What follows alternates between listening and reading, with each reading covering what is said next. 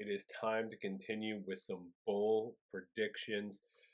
It was 1-3 last week. We got the over in Army Navy and just got hooked in the late bowl game. But we've got four midweek bowl games to cover here, so let's get into it.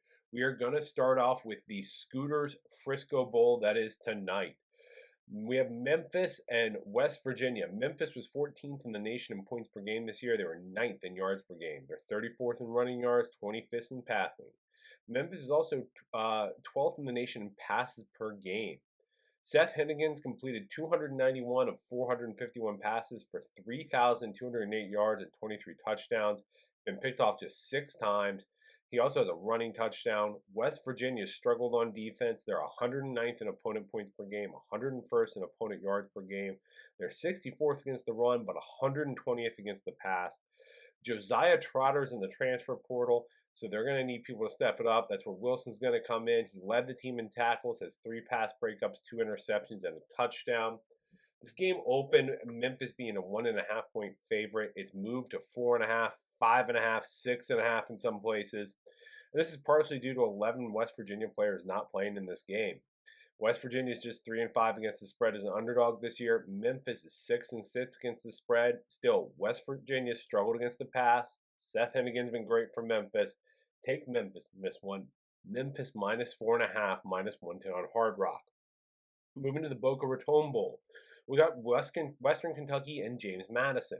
Western Kentucky, 72nd in the nation in opponents' points per game. They're 95th in opponent yards per game. They're 128th against the run. They are 18th against the pass, though.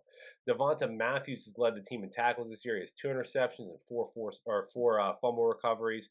Meanwhile, James Madison, they're 11th in the nation in points per game. They're 34th in yards per game. They're 23rd in running yards. They're 61st in passing yards. With Alonzo Barnett potentially out of this game with an injury, the run game is going to be huge. George Pettaway ran for 880 yards with 5 scores this year.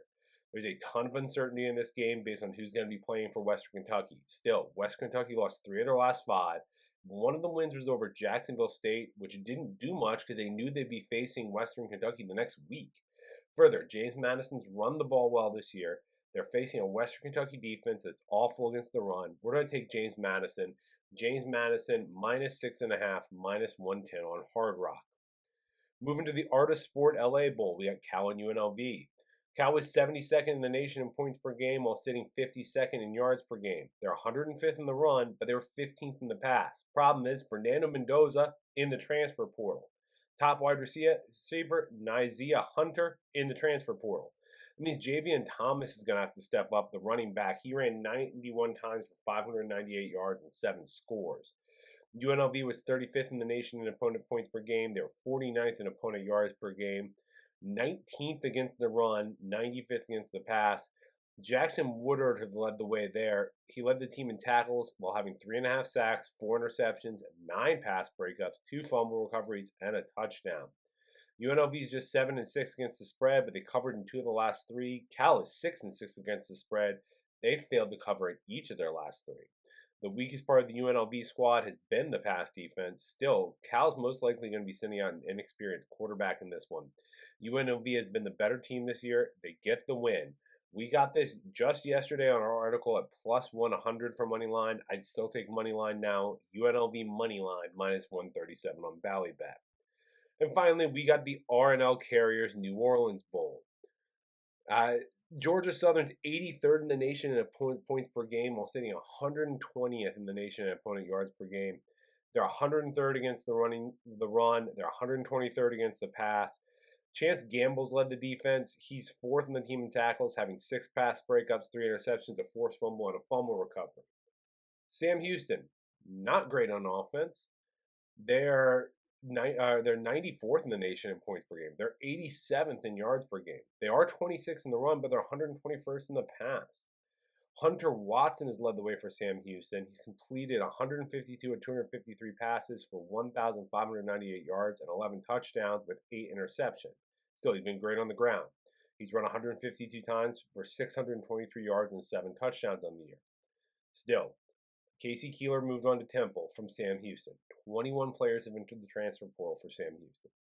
While the Sam Houston defense has been great this year, that is the strength of the team. Caleb Weaver, Trey Fields, and Isaiah Cash are all in the transfer portal. That's 3 of the top 4 tacklers, while also having 6 interceptions and 4 fumble recoveries this year. Further, Georgia Southern is covered in 3 of the last 4. They have a bulk of their production playing in this one. That's going to be the difference. Give me Georgia Southern minus 5.5, minus 115 on FanDuel. Let's recap.